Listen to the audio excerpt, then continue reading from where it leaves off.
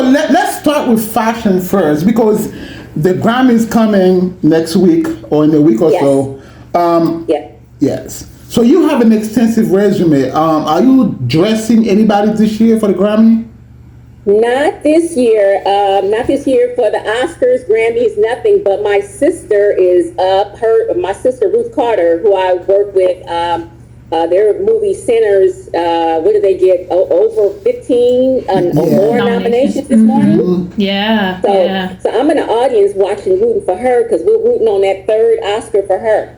Good. That's amazing. That was a great movie. Yeah. And I think they got snubbed.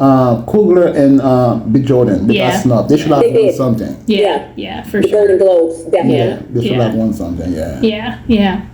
So, okay, so you're not designing anyone this year, but you have in the past, correct? Oh yes, well, let's see. What have I done in the past? God, I did the background shows maybe like 10 years ago. I've worked with the Oscars, the Grammys, a little bit of everybody. Right. And that's considered live television. I'm a costumer and a costume designer in a union, so we work mostly on all the theatrical films. Okay. That's my stylist hat. So when I'm a stylist, like for New Edition and Bobby Brown, I put my stylist hat on. But you look at it like this: costume designer are the highest level you can be. Then you have your costumer. Right. Then your stylist. Okay. Yeah, because when you have a union lot like Warner Brothers or so forth, nobody who's not unionized could not get on that lot. And I've been unionized for 27 years. Okay. Nice. Wow. Yeah. So what's one rule that you refuse to break if you are styling someone, no matter how big of a celebrity they are? What's one rule? I always, I don't, one thing with Bobby, I remember I used to get these questions, what size is he? Tell me what size. No, we don't do that. No. Right. No, we don't do that. You don't get to know all that information. Right. No. Yeah. I cut the sizes out of stuff sometimes. No, we're going to keep this. This is our privileged information. Yeah. It's personal. Right. So, no, you don't get to know those things. Right. He's a beautiful size and he looks lovely. Or she's a beautiful size. Come on. Right? Absolutely. Yeah. So, have you ever given a artist, celebrity, an advice about red carpet, but they kind of not deny, but like not follow it? You know what? They normally follow the red carpet. My thing is this: when I tell whoever I'm working with, you walk up there with meaning and purpose, and you give it to them. I want that outfit to flow. I want you to be you. I don't care who walked up in here before you, but you are the sexiest thing or the most handsome thing walking. So nobody is before you. And I just said, that chest out and walk it like you own it. Nice. And they do. You have to give them that boost. Okay. Anything you do, you look so good in this, so you look better than anybody in this room. I love it. I love it. Yeah. Yes. There's so much more to being a stylist and a costume designer, I think, than people realize. I mean, it's not just the clothing, but the attitude, the personality. Yeah, and the difference is when you're a costumer or a costume designer. I'm just gonna take a movie. When I did The Hunger Games, Mockingjay 1 and 2, we had to create those costumes. I mean, you have the lead designer, and it's about 30 of us, and all 30 of us are hands-on. We're cutting that outfit up. We're putting blood on your legs. We're doing this. We're there. Yeah. Big Mama's House, when you're working with Martin, when you're putting that fat suit on and off, every 20 minutes, this costume is coming off with the air conditioning inside. Wow. It's a lot to it. Wow. Right. When I put my stylist hat on, I'm going to shop for that outfit. I might be borrowing the dress from Gucci or somewhere, and I'm making sure it fits lovely. But it's more time consuming when you're on that movie for 8 months. And that costume has to be worn about 5 times. Or you're on a dance movie like You Got Served, and that scene with all 75 of those dancers have to be laundered overnight, and you have a 5-hour period to get that clean. Oh, wow. Before the scene the next morning. Oh, wow. Crazy. So it's a whole nother level. Each job is tedious, but costuming on a movie set, television, whole nother level. Wow. One Wow. second. Speaking of Martin, have you guys seen him? Yeah, he lost a bunch of weight. He lost weight. Yeah. He looks slimmer. Yeah, He looks yeah. like He the looks old good. Martin from Gina and Yeah, it looks good. Yeah. I just sent a message to his brother the other night. I said, I text Robert, and I'm like, Robert, tell Martin he looks amazing. Yeah. He said, thank you so much. I will be delivering to him now. He looks, he's back. You know, I know. to get whatever was off, but he looks good. Yeah, he looks so much younger. Listen, the Yeah. last Bad Boy movie, I was kind of worried. Yeah, I was worried. Yeah, because yeah. there was like an interview with Will Smith. He looks out of it. Yeah, yeah. But now seeing him like a couple days ago, I'm like, oh, my boy is back. Hey. Welcome home, Baltimore. Yeah. I'm telling you, COVID did something to people, though. I mean, I Yeah. think we're still healing from that. You know, when you're stuck at home, it does something to you. So COVID is really still working on this, talking about this new strain. I'm like, I don't want to hear it because we had to take over 200 tests during that time. Well, I was working on, what was I working on? Michael B. Jordan movie, movie, and it was, we had to test like every day, and it was so, you were scared, like, oh my God, I hope I don't have it. I haven't been around anybody, because you have to go around the actors, so we had to double test because we're right in their face. Right, yeah. But, okay, so I work for Kaiser Permanente, and I was the one testing people. And it was scary for me. Every day I go to work, I'm testing people. And I'm like, please, Lord, don't let me catch anything. Right. I had the whole suit on for 8 hours. That thing was hot. I bet. It was scary during that time. I'm like, please. And if someone coughed, I was in Victoria's Secret one day. I'm like, you're coughing. I'm going to get everybody sick. Get away from me. I know. Yeah. I still feel that way though. So when I'm out in public, I'm like, if I like, I'm in the grocery store, if I hear somebody coughing, you know, I'm like, oh, okay, let me put some distance between me and that person because I don't want to. I do not want to get sick. Let's go. So okay, back to the stylist thing. So like, are you looking for a certain look this year, like at the award shows on the red carpets? Like, are you looking for like more classic elegance, or are you looking for like high risk or over the top stuff, or what do you as a stylist look for? Well, this year, I'm looking for Tiana Taylor. I'm looking for everything she gives, every risque, over the top, back out, sexy. She's my girl this year. Okay. I put her in that Tony Braxton, and then that Jennifer Lopez. Like, we're gonna give it to you, and that's me. Yeah. I am the risk taker. Okay. Classic. Okay. If you have the body, go for it. Right. Be the showstopper. I'm all about the showstopper who are people, they're going to be like, okay, did you see what she had on? It was sexy. That's all you need to know. Yeah. I love that. You know who's not doing well? Iman.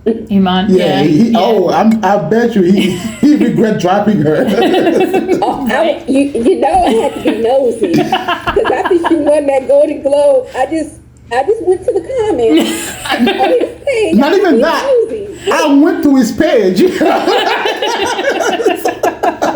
just wanted to see what the vibe was. Yeah. Right. And the vibe was, it was a little, it was quiet. Right. Yeah, and the whole thing, DiCaprio was talking to her, that whole situation too. I'm like, I wonder what Iman is thinking right now. Yeah. You know? She moving him up. She elevated. You know what I mean? So, Yeah, he is thinking, because he was in the news weeks prior, called the cops because he couldn't get one of those groupie girls out his house. And all I could think was, you had this girl and now you have that trash. Right? Yeah. And you're getting in trouble. Yeah. What are you doing, boy? Right? Yeah. What you doing? I think sometimes people think like the grass is greener on the other side. You know Yeah. what I mean? It's like, well, I'm a man, I'm a basketball player, I Right. can get all these other women. You probably can. Right. But to get like a good woman on your level, because Tiana on his level, it might be more right now. Right. Yeah. I think more now, right now. all these other girls dating, they're way below you. Oh yeah, yeah, for sure, Yeah, for sure. so- Yeah. Yeah. Yeah. That's what most guys miss out on. It. They go from quantity versus quality, and that's where they mess up at. I mean, I see it time and time again. They have all these women, but these women they have no substance. Okay, Yeah. okay. In our defense, let me say something. In our defense, no, because listen, there was a time we couldn't get any. Now, when we come up with some money or some prestige, some power, we can, go a little crazy. But after a few years, we come back to normal. Okay. Just, Okay. just bear with us sometimes. Okay. Nobody's bearing through that. Oh no. Hey, No, I no. know a couple of them that still haven't come back, and they still Oh, no, okay, listen. If that's you for the trash. No, if you in your 30s and 40s, get it away. You Yeah. know what I mean? Come back home. Because in your 20s, I can see that. Yeah. Yeah. Yeah. Absolutely. In your, Yeah. like, you cannot be 40 years old and still be a player. It doesn't work. No, because the people, they're not at your level. I mean, they're not. Yeah. You need somebody to help take care of you. Yeah. You know what I mean? You'd be surprised. You'd be surprised. The 50-year-olds are still trying to. They still trying to hold on. That's true. Yeah. That's true. Yeah. Some of them out there. Yeah. All right. So, did you always know that fashion was going to be your path? You know what? Okay, so I'm gonna take you all the way back. In the 70s, my grandmother was good friends with Rolona from Good Times. Okay. So when Janet Jackson was on the set of Good Times, we got to come up there and sit with her. Well, be in the back because they didn't allow kids in the audience, studio, the live audience. So we would sit in the back. And I remember we would try on wigs and makeup, and I was fascinated at 7 years old about this. I didn't know about it. I mean, I'm a kid, but makeup and the hair, it was beautiful. So let's take it. My first job was at Nordstrom's, and I worked my way all the way up to assistant buyer. Okay. By the time I was 18, 19. Wow. So fashion was there for me. I mean, it that started it, but Death Row Records kicked it off for me because Suge gave me the opportunity at that point to start dressing talent. Even though I was dating Daz, I wanted a job, I wanted a check, and I wanted to dress these guys. So here comes the creation of Snoop wearing the hockey jerseys. I learned about product placement from that. Nice. They wore the school. It was the college hoodies, the Carl Kanais, the cross colors. Right. That was her. I learned about the free clothes and the product placement then, Oh, and I connected with all those guys, and then we brought it to Snoop. Right. We brought him the hockey jerseys. We brought him the Carl Kanai. We brought him the black college hoodies. Okay. Yeah. Wow. So it kind of kicked off from there because you got to see it, there, and then working on videos, and then I go I get the union in '99, and I'm working on Ricky Lake, and I'm working, and then my first job is MTV Undressed. That's my first job in the union. Wow. Wow. And then Girlfriends, 5 years on Girlfriends, and Girlfriends was that was it because Tracy Ross. We got an invitation to watch all her mother's clothing. She would bring all her mother's clothing. Some of her mother's clothing she wore on the show. Okay. So it was beautiful. Wow. Tracy Ross is amazing, by the way. I love her. I have a question about her though. Like, do you think it's fair the amount of backlash the guys on the red pill are giving her? Yeah, leave Tracy alone. You like the younger guys, it's okay. I mean, it's always going to be something. You like who you like, and oh well. Yeah. Oh well. Yeah. I love Tracy Ross. She's an amazing person. She's an amazing actress, and I just truly love her. I watched Girlfriend, but I really truly like her on the one for Anthony Anderson. Not Gornish. Blackish, yeah. Blackish. Yeah. Yeah, that was a great show. Yeah, she was yeah. great on that too. Yeah. Yeah, that's my friend Michelle Cole, my sister, a sister friend that she designed all the Blackish, and I talked to her yesterday. Nice. Fabulous. Those are great. Yeah, great clothing. Seriously, yeah. So, do you think styling in the 90s was better, less than manufactured in today's styling? Styling in the 90s, the fabrics were better, quality, less expensive. I still have all my old Gucci, Fendi pants, Fendi purses, and I can feel the fabric so much better. Yeah. My Burberry boots, got in 99, still looking brand new. Yeah. Now you go shop, the fabrics are cheaper. They're made wherever they're falling apart. It's They're more not the expensive. same. Yeah. Yeah. It's not the same. You're paying 75 to 100% more money, and the fabrics are falling apart. Yeah. I mean, I don't need to go buy a new purse because I'll just wear my 90s version, and it's still my Prada purses from the 90s, my Fendi's. They're so much better than the ones they're putting out now. Come on. Yeah. No, I agree with that. I mean, the clothing, I mean, I had this Carl Kanai shirt that I wore like all the time. Yeah. It was just, I don't know, it just felt good. It was like, it was thicker, it was heavy, you know what I mean? Like you felt like you were, in clothing, you know what I mean? Like, and I agree nowadays, especially women's clothing. I don't know about men's so much, but women's clothing is just, it does, like I'll bring something home and, there's a string already like coming off of it. There's just. I had a lot of Carl Kanai because Tupac wore it. But like, I had like the clothes I had in the 90s, I loved them better. Yeah. But now, I mean, I don't buy clothes anymore that much anymore. I just buy t-shirt now. So. Yeah, styles definitely changed. Yeah. Carl Kanai is still one of my dear friends, and he has a studio in downtown. And when you walk into this studio, it's a loft studio. You see all the replicas of what Biggie used to wear, what Pac used to wear. All the originals are there. Wow. So, what do you think a brand like that fell off? What do you think a brand like Carl Kanai fell off? Why do you think that? Carl Kanai is still, I mean, it fell off domestically, but internationally, they're still doing great. Really? Yeah. Carl took it to the international market, and he's still doing amazing.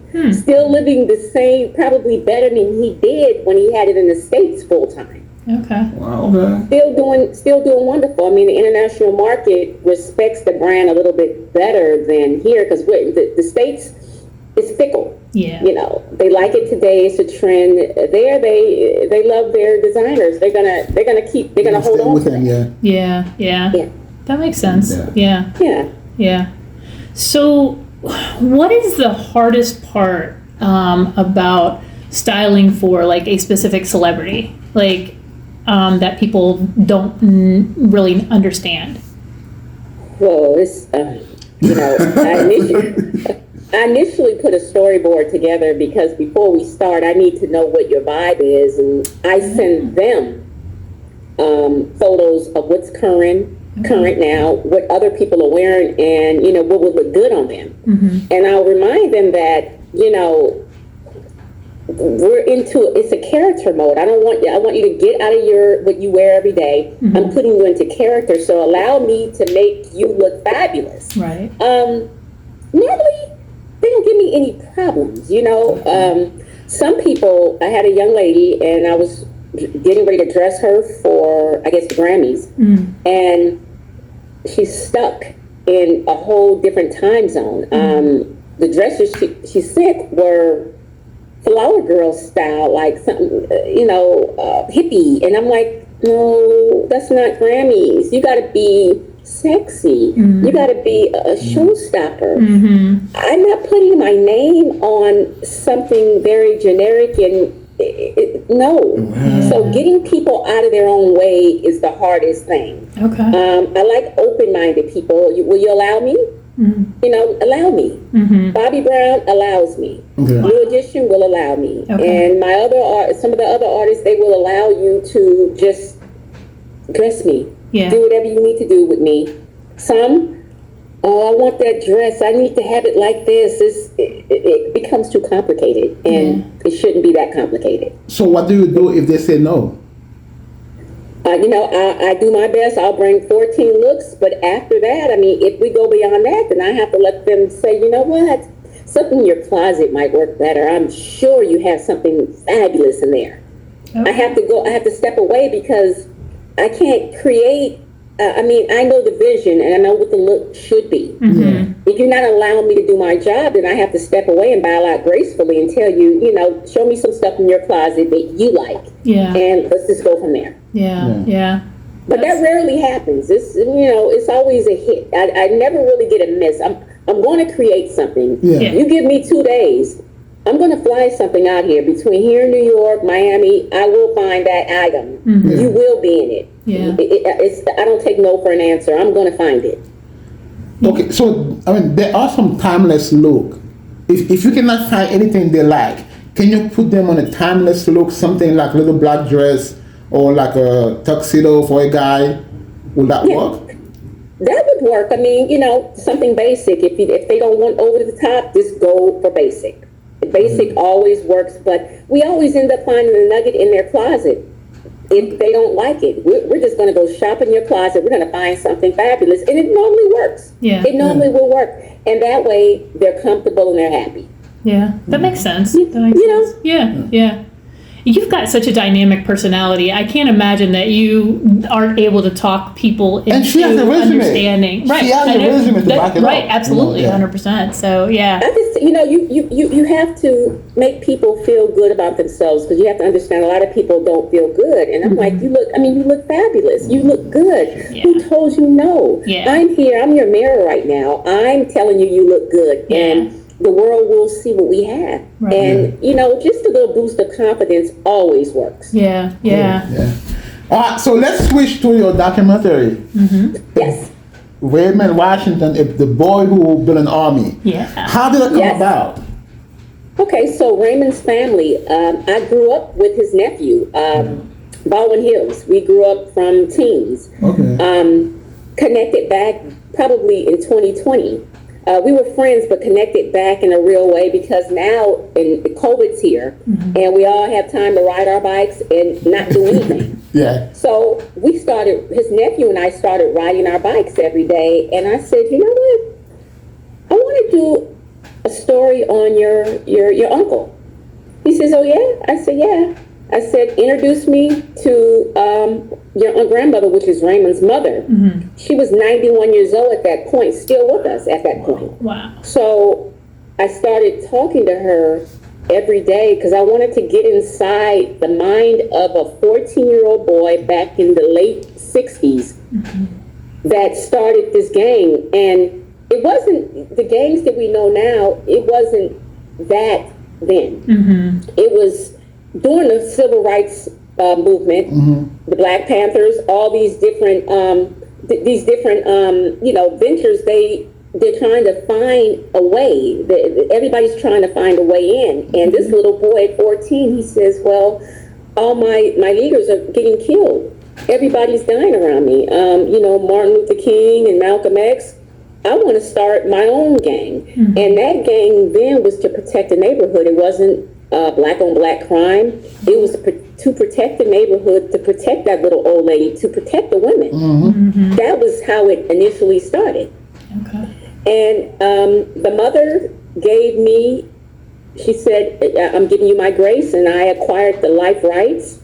And, the intellectual property on Crips, it's very, very high. I mean, it's Crips in Africa, it's Crips in London, it's Crips in Australia, but they're all fighting a different battle. Yeah. Right. Raymond's battle was not theirs. Right. Raymond was protecting. Yeah. It took a whole nother face now. Yeah. So telling this story from 1968, and he got killed in 79. Okay. I'm going to tell the story on what his motives were at that point.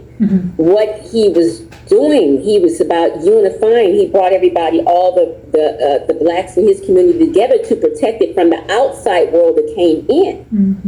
As soon as Raymond got killed, then it took a life of its own. It went crazy. And that's where we're at now. Yeah.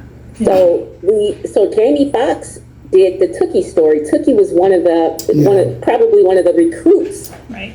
Raymond's first recruits of the Crip gang was Tookie. And Tookie went to jail in 79 on death row. Raymond died. So Tookie became the face of Crips, and he was not the founder. So I have to unbend all these different stories that have been there. Tookie was not the leader. He was not the founder. Yeah. He was a person that was brought on from this one guy. And this story has never been told. Yeah. His mother had never spoke on camera before. We lost her 2 years ago, but we have her on camera telling her son's story. And the goal is, maybe I can get to some of these young people. Maybe I can let them know, look, this was a different type of movement. It was about unity. And I want to start this conversation, you know. Alongside this, I also did this long table because I said I needed to do more for the community. So last year I got a long table. I got all these Crip gang members from 71 years old, former or current, down to 21, and I brought them in a room. And these are gangs. Yeah. And I wanted them to have a conversation because we have to save these young people now. It's not about us anymore. Yeah. Yeah. What can we do for these 22, 23-year-old young men in here that are in a gang? And it was the best conversation that these grown men had with these guys. Yeah. And the long table's coming out too. It's coming out for Black History Month on the same network. Okay. Good. That's wonderful. And it's about healing now. Okay. I told that story, but now here's a table that we're going to heal. This is our healing table.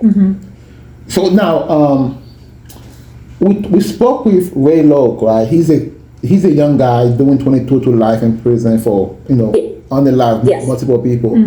And it's a sad story after talking to him because he went through so much, and I feel like we failed him just like we failed him so many other kids. You know what I mean? Yeah. So with what you're doing, hopefully that brings more light, and then these kids can talk to some older guys who can tell them, listen, man, it's not the way to go. Right. Go back to school, become like a teacher or lawyer or nurse or carpenter, HVAC, you know what I mean? Whatever it is. Yeah.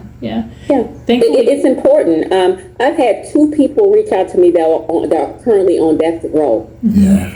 And they're pleased. We would like that. We did so many wrong things in our past. Now we want redemption. I want you to help us get this redemption because I have to be a part of telling these young boys it's not worth it. Yeah. I've been in this since they were 17, and now they're close to 50 or 50, and they're like, I don't even know that 17-year-old. That 17-year-old is dead. Right. I'm an old man now, and I don't even know why I did what I did. I don't know. Yes, because sometimes like a 2-minute interaction gives you life in prison. Oh yeah. You know what I mean? That, to me, it's ridiculous. Yeah, I mean, Ray said that he wants to talk to younger people and really try and educate them on not doing the same things, repeating the same things that he did too. So and he's still young, so hopefully someone like him, maybe I don't know. Sometimes I think if you can get someone younger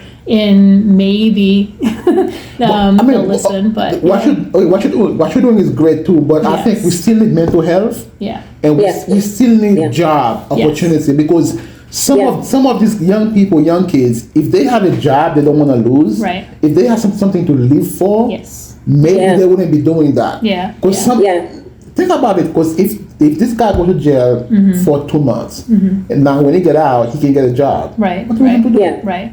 Yeah. Yeah, and they have to know. I tell the young girls because they see me and they're like, "Oh, you were hanging out with Tupac. You were with the death row." I said, "Sweetheart, it's a cost to everything." Yeah. I said, "I don't glorify that." I said that was the hardest point in my life being around that. Yeah. Wow. That was the hardest point. Yeah. It was not happiness all the time. I said, imagine being 22 years old and you're thrust into this, but you have to worry about, is somebody going to come kill you guys, or if you're going to be in the studio and somebody's going to come in there and do this. Right. It was the hardest point in my life. I don't wish that on anybody. People can say, oh, you had money and cars. Mm-hmm. I would have gave it away to have a sense of peace at that point, because Of course. every time you turned around, it was something. Yeah. Death. Yeah, sometimes. You didn't even know. Yeah. I've yet to talk to somebody on death. I mean, about the death for days. They said they enjoy it. Yeah. It was good, the fun at the moment, but look, now in your 40s and 50s, looking back, you'll be like, man, that was horrible. You know what I mean? And you can visually see for a lot of them it took a physical toll. I mean, course. it's just that was hard stuff. So Yeah. yeah. Yeah, you don't look back on it. Your 20s, you're invincible. You don't know the totality of that mental until you get older, and you're like, oh my God, I had PTSD before. Right. I remember that. Yes. Right. Oh, that's what it was. Yeah. When I was panicking, I didn't want to go here. Oh my God. Yeah. Yeah. Yeah. I didn't know. Yeah, absolutely. Yeah, when you're in the middle of it. Yeah. So, what was your biggest obstacle, though, in completing this documentary? A woman against a whole bunch of men. Yeah. It was Raymond. This is crazy. Okay, you have Crips, so you think Crips is one umbrella, right? Mm-hmm. No. You have the Crips from the east side, the west side, the Compton. 40s You and have everything. Watts. They're from different areas. Mm-hmm. And Raymond happened to be living at that point, or grew up on the east side. Mm-hmm. So the first conversation of putting this together, he was an east side Crip. You can't have no west sides talking. And I'm like, wait, hold up. Aren't you guys all Crips? Right. We're east side ones. He wasn't. He's ours. Yeah. I said, well, you guys, at that point, you had 40 plus years to tell this story, and I'm going to tell it, and I'm going to add the different guys from each East, West, Compton, Watts, because they all were affected by this. Right. So I remember going to the east side and having to have to talk with 40 gang members on the east side currently, calming their minds. Wow. Guys, look, I'm stepping out on faith on this movie. I need your support. Don't worry about guys from the west side or Compton or Watts. We know Raymond came from the east side, and we're highlighting that. I said, but can we just keep it peaceful? Because it's about this young man, and his mother wants to see this story before she leaves. Yeah. Come on.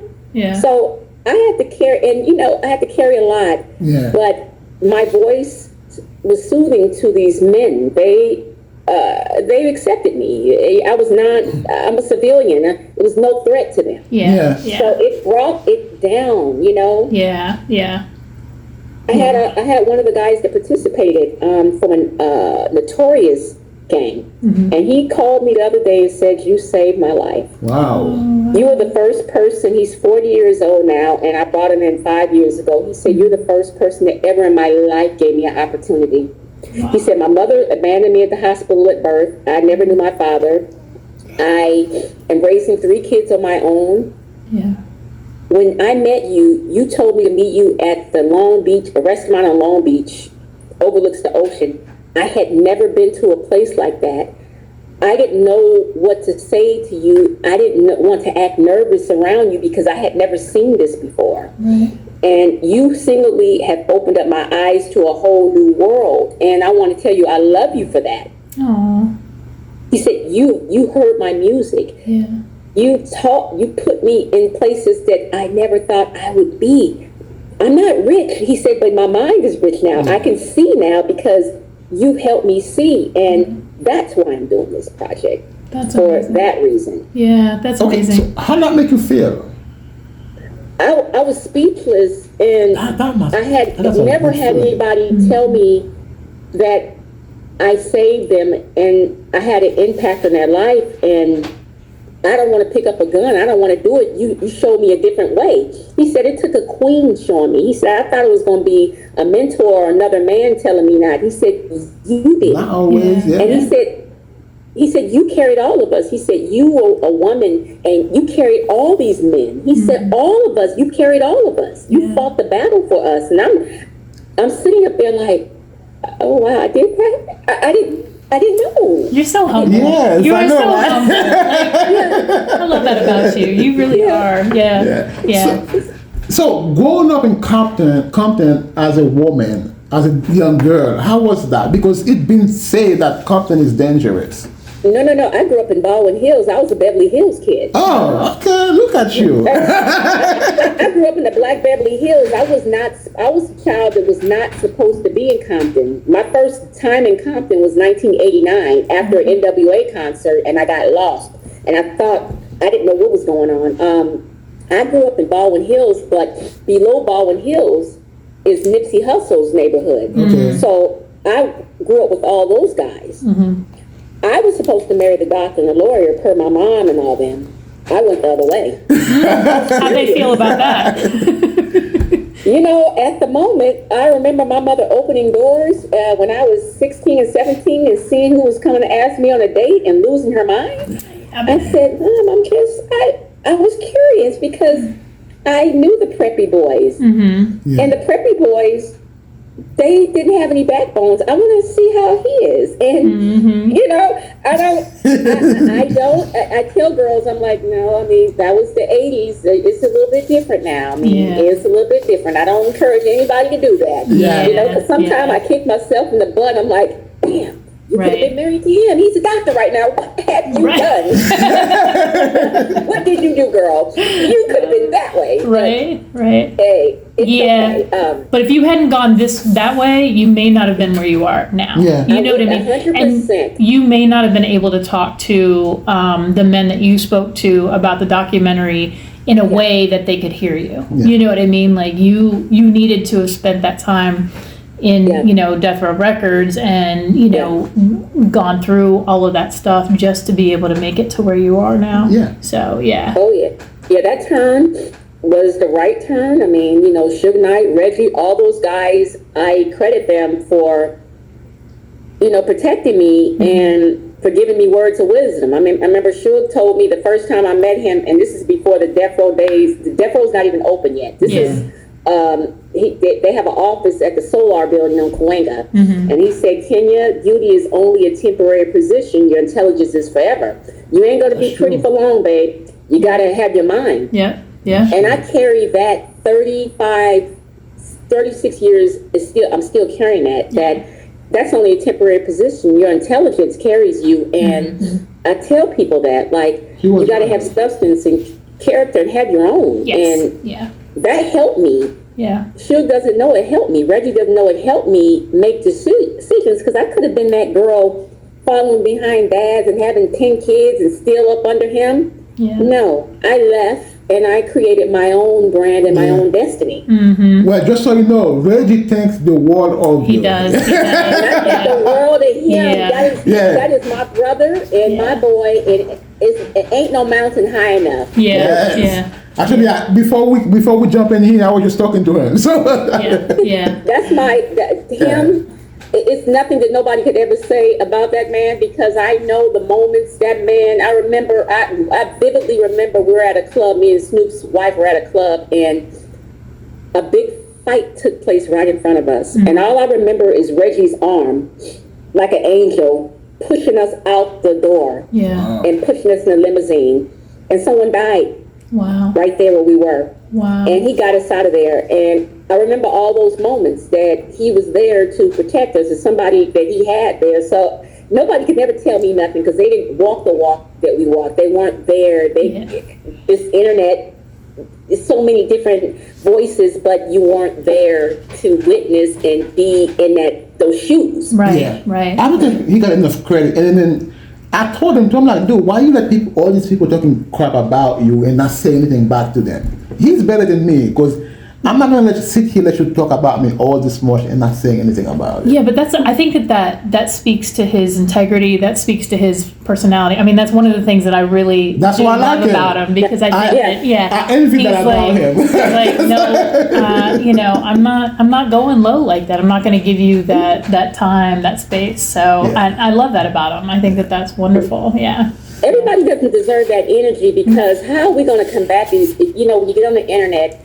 these people know everything. They want to know it. I mean, I That's true. said, well, were you there? Because let me just see. Look at a picture. Were you there? Right? So you can't say anything. You were not there. Yeah. And the guy who talked most about him wasn't even there. Like he wasn't there for nothing. Yeah. But he's the only one every day making video about Reggie. Yeah, You didn't know build the an guy. entire Yeah. channel just bashing Reggie. And it's like, okay, guy, like let it go. It's enough. Yeah. You know, I just tell people you weren't there. You weren't there to get protected. You don't know how we felt. Right. You don't know what that meant to us. You don't know that he saved us. You don't know these things. So I just stopped battling with people. I'm like, I'm not battling with these people because they wish that they were there. Yeah, absolutely. And they can write about it in third parties and second parties. We were there on the ground. Yeah. Drop the mic.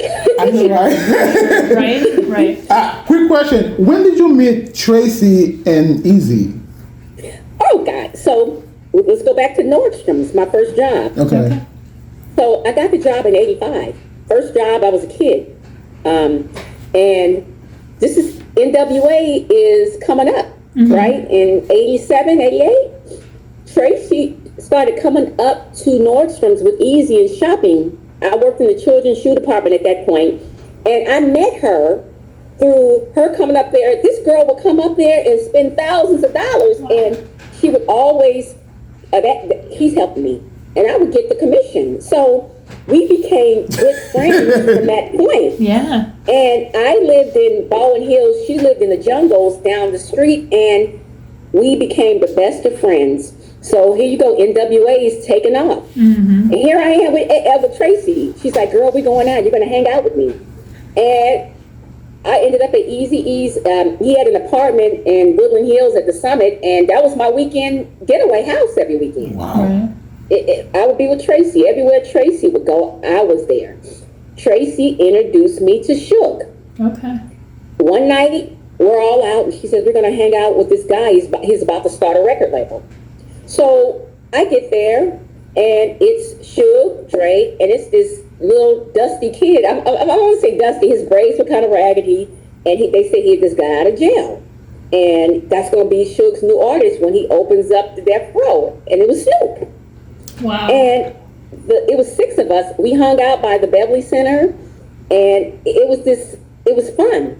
And Suge Knight gave me a ride home that night because they wanted to party all night, but I am in my first year of college at Cal State Northridge, and I gotta go to school. I came with my books, and Suge was like, That's funny. you got your books. You got school in the morning, girl? I said, I do. I got to go home. He said, come on, I'm going to give you a ride home. Aw. They going to be out all night doing whatever. So he gives me a ride home, and he's like, I respect you because the whole time people are smoking and drinking in this room, you're in the corner doing your homework. I said, I got a test in the morning, biology. I have to do my work. And I became friends with him over that ride home from the Beverly Center, the Beverly Hills area to Baldwin Hills. Wow. No. With my books in my hand. Right? Okay, 1 second. So, Easy fiance was at the party with Suge Knight for launching Death Row Record, and Suge Knight Yep. just punked Easy for getting But they Dre. weren't, so Tracy is battling Easy at this point. Easy got multiple women going on now. So Okay. Yeah. you know how it goes. Yeah. Okay. Yeah. Okay, you gonna F with me? I'm gonna F back with you. You Right. know, so but mind you, Death Row's not there yet. Yeah. That battle is not there yet. Okay. They're still in the studios. They're creating the image Okay. of Snoop. It's still in the working. Okay. 187 on the Undercover Cop hadn't came out yet. Okay. That happens like 6 months down the line that everything took off. Okay. Okay. That took off. And during that time, because it became like a weekly thing, we all hang out, and then here comes Snoop. I'm going to introduce you to my cousin when he moves out here. And I'm like, who's your cousin?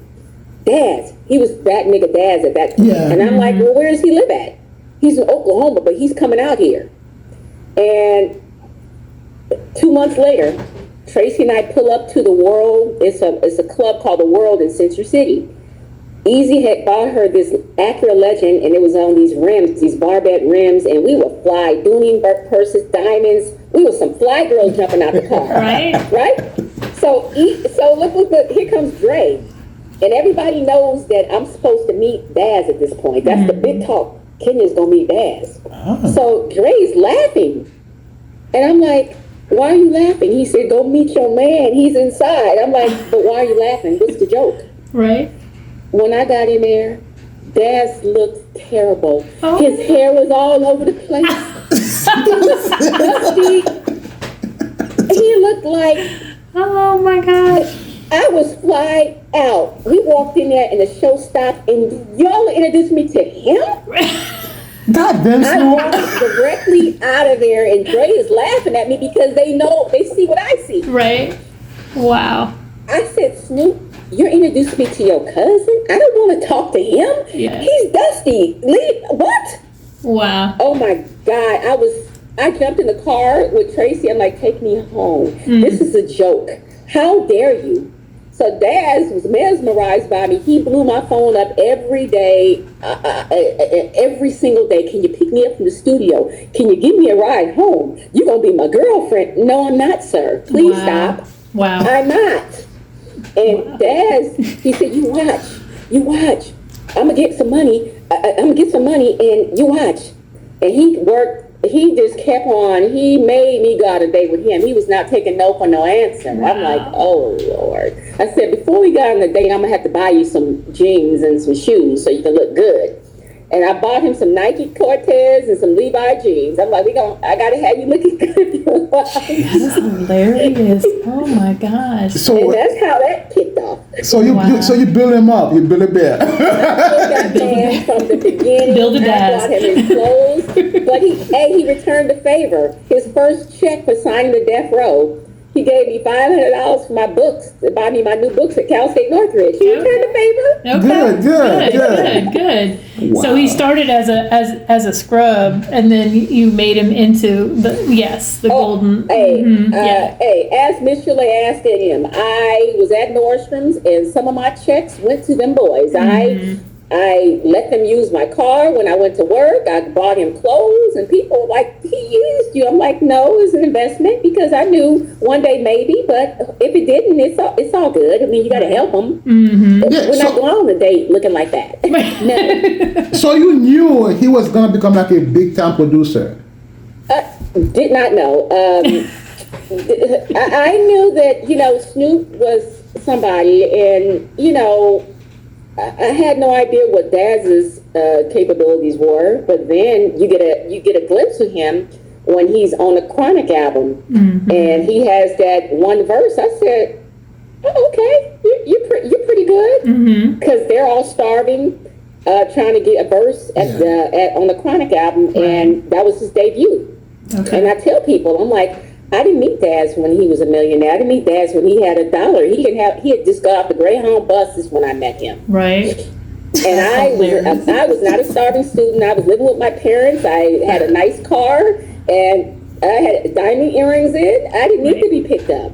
I didn't need anybody to save me. That's funny. Oh my gosh.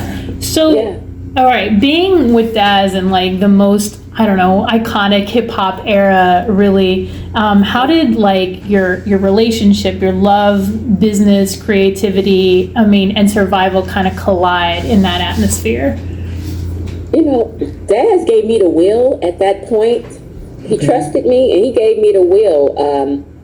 His job was to get out there and make the money, and he had decided that I was going to be his girl. Okay. And, we went from one room, the bed came out the wall apartment, until buying, we went from baby steps. We had a one room, then we moved into a 1 bedroom, then a 2 bedroom, then a 3 bedroom lease, and then we bought a house. So I climbed the stairs with him. I got to know him. We got to, nurture him, but he allowed me to handle the business. Yeah. He always said, you're smart, so you handle it. Okay. You know what? That's good of him, though, to know his shortcoming and be like, you know what? I cannot do this. I cannot handle that. Yeah. Right. You do that. Yeah. No, that's. Yeah, he allowed me every step of the way. From our daughter, I handled that. From our apartments, I handled getting the apartments. I made sure it was in my name. He paid the bills every step from that point to even getting our first loan. Okay. he allowed me to go find the house. And I found the house. I knew what he wanted behind gates. I knew privacy. And I want this house. I'm going to go talk to Suge. I need $150,000 cash. Let's go do this. Yeah. I knew they let me handle it. They allowed me. I think probably out of all the women, I got to go and collect the money. Daz allowed me. Suge trusted me. When I needed a brand new car, I said, Suge, I need $50,000 today. I need to go get a car. The check was ready at noontime. Wow.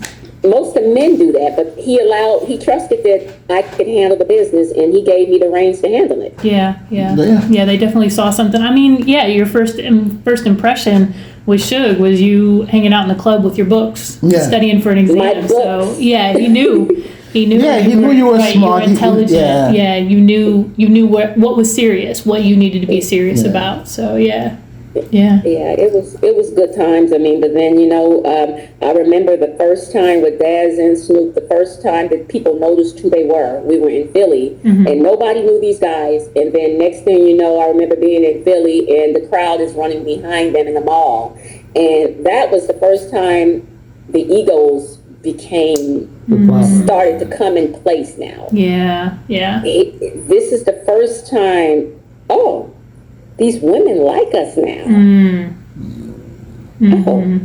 And that was a hard adjustment because I knew you when nobody knew you, but then the world knows you now. And all the women that may have thought you were ugly, you're the finest thing in the world now. Of course. Yeah, with the money behind you. You got clout, you got money. I mean, come on, man. You're on Death Row Record. So, what happened between the two of you? What did you guys do? Daz, when that money came in, that ego just, he tried very hard. He was in between. He was on the fence. He wanted to have me around, but, Snoop and them gave him hard times. The women were around. She can't come around us like this no more. We're it. And I remember I'm pregnant with my daughter, and they're doing a doggy dog world video. And I remember Daz ushering me out of that video like, oh yeah, you can go now. I'm like, huh? And go. No. We got women. It's new, you can go on home. We're good. We're going to be good. We're going to be here all night. You can go. And that's when I'm like, okay, here we go, Yeah. And me and Shantae got a bond at that point. We got a bond. I'm like, okay, they're doing their thing. Let's do our thing, girl. Let's go. And I said, we got to have our own identity. We can't, if, he wants to go east, I'm going west. Okay. Yeah. And I was good friends at that point. I had grew up with Regina King. So I started hanging out with my celebrity friends. And my image, I'm like, I don't need them. Where did I come from? I know everybody. Right. I grew up with Neil Long. I grew up with these people. So I started going on the sets, Poetic Justice, all those, and getting my friends. And then my stock started going up on my own. So by the time Daz is out there with his women, I already have a great interest over here for me. So when me and Daz separated, John Singleton was at my door. Wow. This guy was at my door. This guy was at my door. And me dating after Daz almost caused another East-West war, because the first person really I started dating after Daz was Lord Tariq, Lord Tariq and Peter Guns. They had the Uptown baby. Yeah. Daz threatened his life. He left me alone. Wow. Mind you, we're not even together. I hung out with John Singleton. He tried to beat him up in the court building. Jesus. Wow. Matt Kid and I were just friends, and he tried to go after him. I'm like, he doesn't even like me. What are you doing? Right. So it became the fact that I can have all the women, but you can't have nobody. And you're mine regardless of if we're together or not. You're still mine. And I had to shake that battle off. I'm like, look, bro, it's not my fault that you went from first class to coach. Now you have to deal with that, sweetie.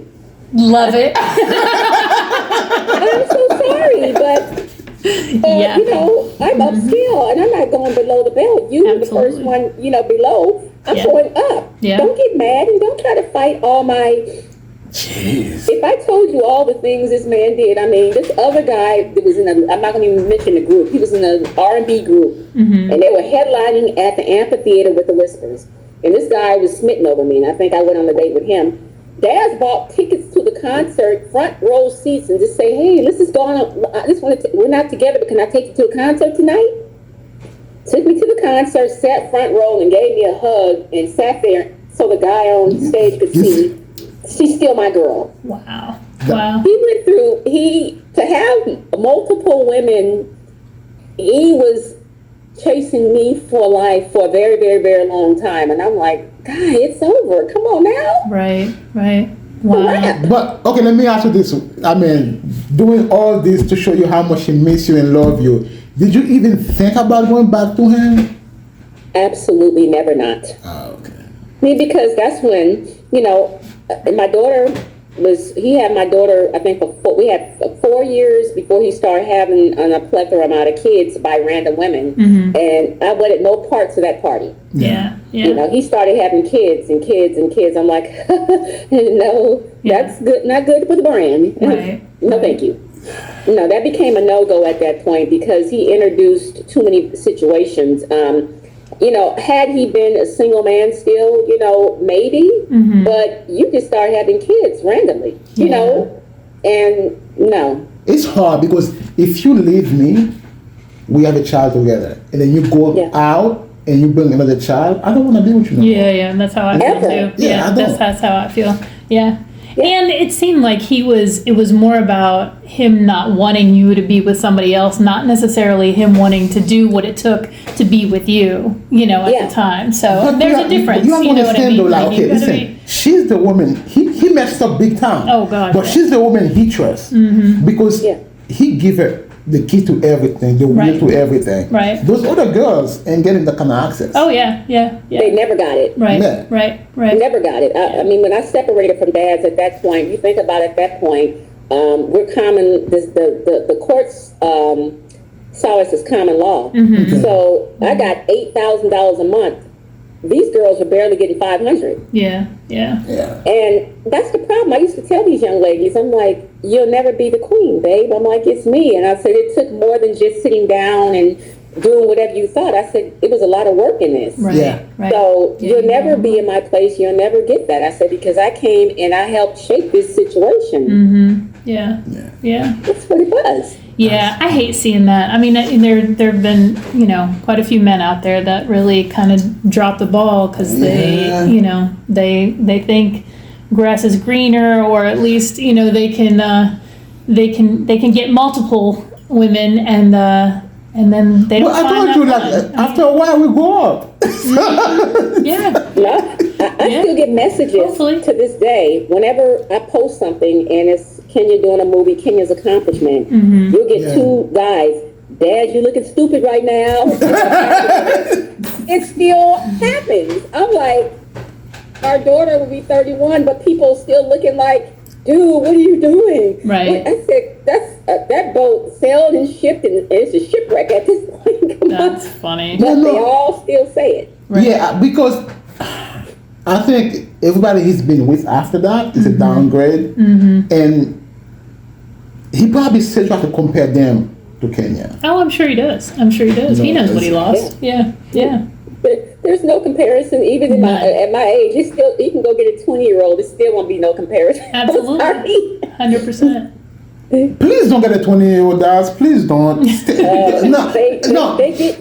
get younger ones, but the younger ones seem to look a lot older. I'm like, what? But it's not even that. What happened?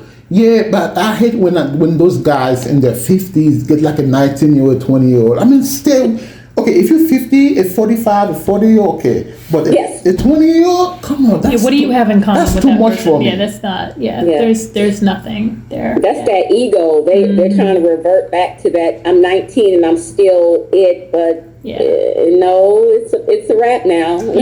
No, listen, if I have to explain to you the movie Friday, I'm serious. Like, okay, no, if I have to explain you how good Therefore is, or if you cannot name at least 5 of the Wu-Tang Clan members. I don't want to talk to you. No, you're too young for me. I'm serious. You're too young You're like for me. Snoop Dogg. Yeah, exactly. I know him. Yeah, Right, Snoop right. Dogg. He has the, Yeah. They'll know him, but anybody else, they're like, they don't know who they are. Right, right, and they only know Snoop Dogg because of The Martha Olympic. Stewart or yeah,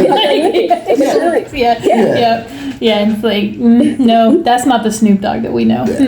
No, That's not it. no. So, okay, so you say you were in the movie set for Poetic Justice. Did you know Tupac before that? Before Death Row Days? I had met Tupac, here and there. Freaknik in Atlanta. They used to have a big Freaknik out there, so you would see some of the musicians out there.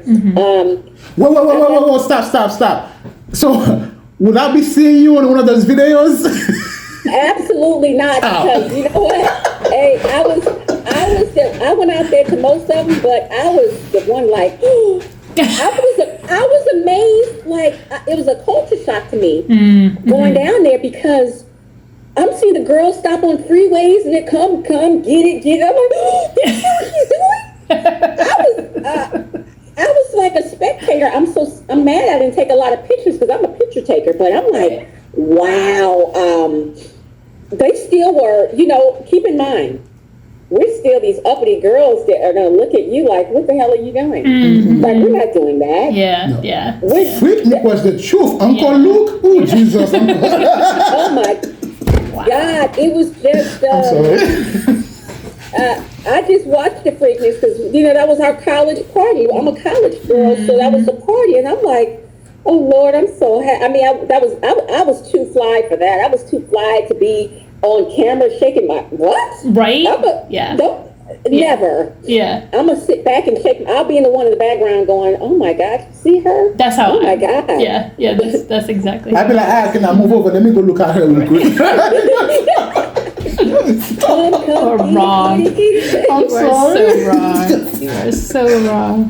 That was the good old days. It is. Oh yeah. Now in my days, I don't want to see that, but as a teen, sure. Yeah. 20-something years Oh old, yeah. Well, Come you on. wouldn't. Yeah. Hey, this is a fun fact. So I went to the first Freaknik and I'm at Cal State Northridge, right? So I'm thinking, I'm transferring my college here. I'm going to Clark Atlanta or Spelman because it's a party.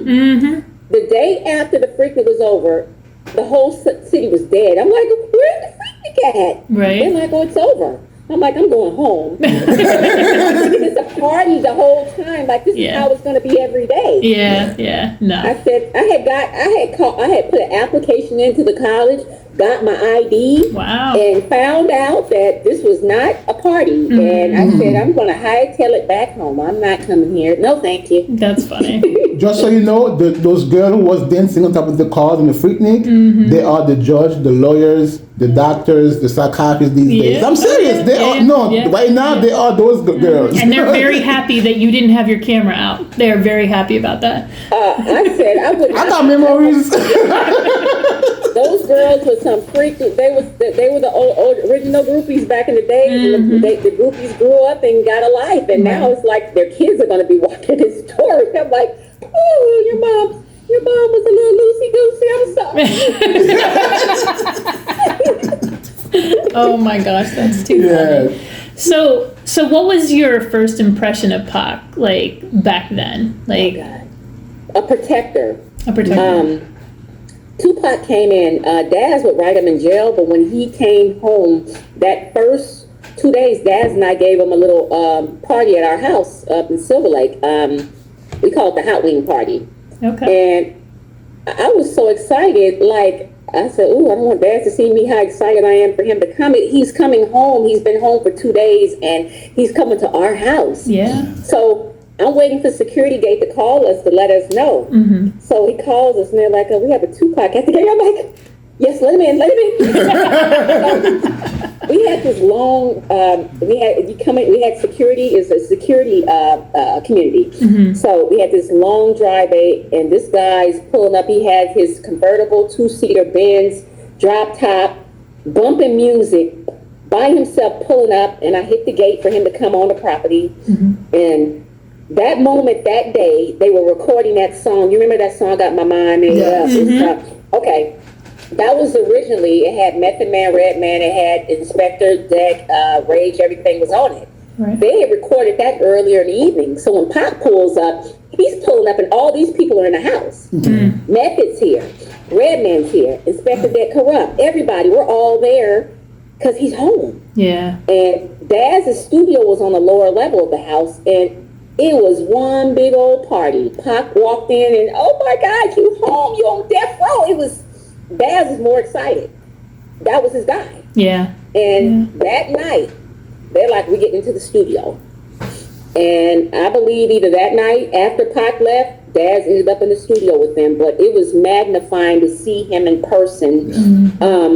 I was so happy that Suge went to go get him because Interscope Records had left him in there Yeah. all these years, a year, and so many things were happening to him in there. I mean, there's so many things that happened, and he needed to get out. Yeah. And Suge got him out. That was his savior. Yeah. The thing I don't understand though, like he had the #1 album. How come the label didn't get him out? You know Yeah, what I it mean? doesn't Like make that's any ridiculous. sense. Yeah. Yeah. How did Suge? I mean, the question that people should ask, because I don't want to hear. I tell people I don't want to hear all that. Well, if Suge can go up there and place and get the money to get him out, Iveen, all y'all, who were you guys? Right. There's Right. nothing you could say to me. Yeah. Because he got him out. Yeah. Yeah. It made no sense to me. No sense that. Yeah. Like that. No sense. There's nothing you could rebuttal to me to tell me, well, it's technicalities. Where's the technicality? Because this man went up there and did it. Right. Right. Exactly. Exactly. Yeah. But you know what though? I'm glad that Suge got him because if it wasn't for Suge, we wouldn't have All Eyes on Me, Machiavelli, and all these other Yeah. albums. Yeah. Yeah. No matter what We it's wouldn't about have had Suge his though. spirit. Him and Pac and I became really good friends because I was friends with Suge, and Suge respected me probably out of any of the women that were dating his men. He respected me. He always reminded Daz and all them that he knew me 1st. So he respected me. If there was parties that they didn't get invited to, I was invited to. Okay. It was a certain level of respect that Suge had for me. So I got to be around Pac. And he was a protector. He was all about loyalty. He thought, this man, he thought he owed Death Row, these people, his life because they got him out. And he knows all these people that speak on him right now. Pac, where were you? Yeah. I asked him, well, where were you? Everybody had an opportunity at that moment to go get this man out. Everybody. Yeah. Yeah. Nobody stepped up. Yeah. What record label stepped up? Who stepped? Why? Yeah. Anybody, your friends, the homeboys that said, we were good friends. I came to see him in the hospital. Where was your money, sir? Why didn't you bail him out? Right. Exactly, yeah. Right. Exactly. It took Suge to go up there and do it, and it didn't take much, right? Yeah. So he owed his gratitude, his loyalty, his everything was Suge at this point, And when he came to Death Row, it was a shift because Snoop was up here, Dre was up here, but Pac came and he was. He became the superstar. Yeah. He was, and too, Suge loved Pac though. I mean, Suge truly loved Pac. That's why He was not friends with nobody else. Yeah. Him and Dre were friends at one point, but his other artists, they were just artists to him. Pac was his best friend. It's a difference. Yeah. He hung out with Pac. They traveled together. They were homies. They were real friends. Yeah. Yeah. He wasn't friends with them. But do you think that kind of creates type of jealousy? Probably for Snoop, but not for the Dog Pound. The Dog Pound were always the underdogs. They were always the underdogs, so they were just happy that he was there. Yeah. Yeah. Daz was not jealous. Corrupt was not jealous. They were just happy to be in the room with him and creating with him. Your upper people, of course, it was. Yeah. If you're used to being #1 and you bump down to #2, of course it's gonna, shake a little. Get some feathers kind of shaken. That's true. Of course, but it didn't matter. Pac is here and he's a new superstar, and this is what's going on, and our loyalty's with him. Yeah. And I mean, so you were around him. The energy, I mean, we hear about with Pac was just, I mean, he just had this enormous energy, and he would just stay in the studio for hours and hours and hours. Were you part of that? Did you get to see that? like with him? I was at they call it Cran-Am Studio, the Village Recordings, all those. I would come up there from time to time, and I remember one song that the singer Tasha, we gotta go home. That song about Vegas. I remember sitting up in there in that session, and she kept on. Pac had a specific way he wanted her to sing that hook, and she was phenomenal. But I was inspired by her voice because every time he directed her to sing that part again, she hit it on the nail. And I'm like, oh my God. And we didn't know, he was just laying down the vocals for her point. We gotta go, the Vegas song. And then you got the vocals coming in with the guys talking about Vegas. And I remember when that song came out, I cussed Daz out. Why? Because in the song it said Daz is stuck up in the room with a girl. He don't want to leave. I said, you what?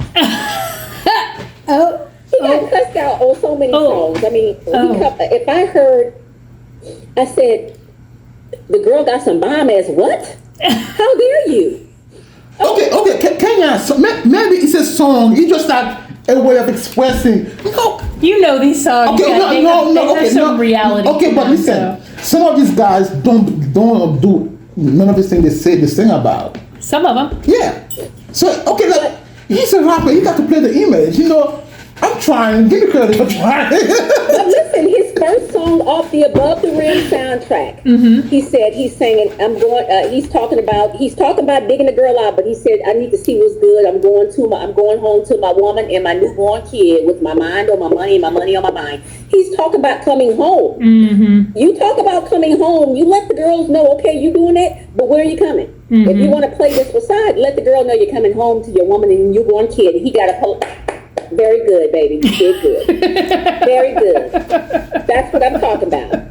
But do not embarrass me. Yeah. We talk about that. Yeah. Don't embarrass me with this song. Right. Daz is up in the room with it was somebody else saying, I think Superfly was, he's up in the room with some girl, you ain't even leaving. I said, you don't if I'm Daz, you come home and curse me out, I'm gonna go and knock Superfly out. You know what I mean?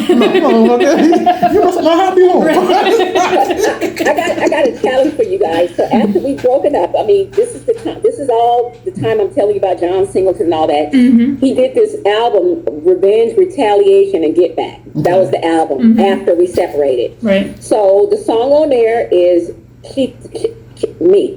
She filed on me. She turned my child on me. That was the first song. But then the interlude, the next song was But I Want Her Back. And I was like, here we go. He speaks on the song that I took him to court. She filed on me and turned my child on me. But then I want her back. I'm like, okay, don't talk about me no more, please. Right. I mean, he was hurt. I remember one of the groupie girls he was dating. No, he wrote that song about me, but I want her back. I said, did you go anywhere? Right. You're still here, so how could he want you back when you never left? That's funny. Yeah. That's funny. Talking about yours truly. Thank you very much. Right. Yes.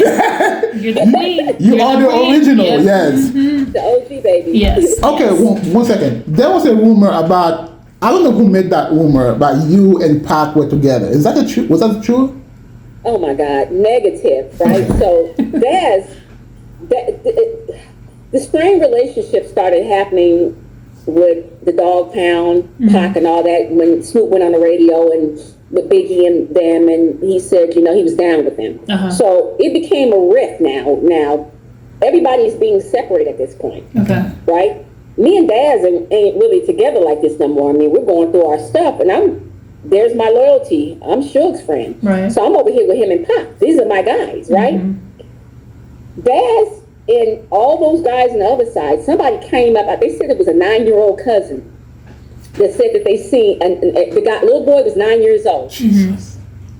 They seen me in Tupac in Vegas. The rumor started, and Daz and Snoop's cousin that was 9 years old was the one that they said saw us in Vegas.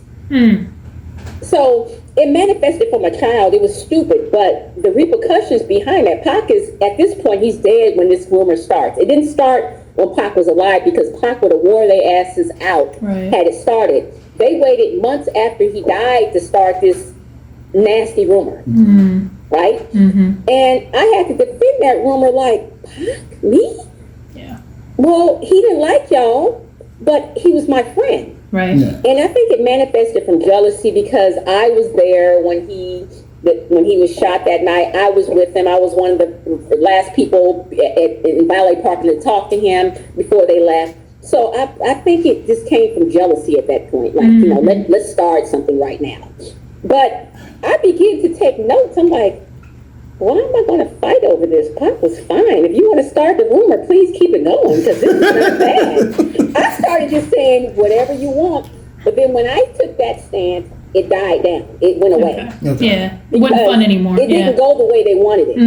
Yeah. Yeah. Pac is legendary now, and you're only making my celebrity bigger. So I think they like, okay, we need to stop this stupidness. You know, let's kill this noise right now. Right.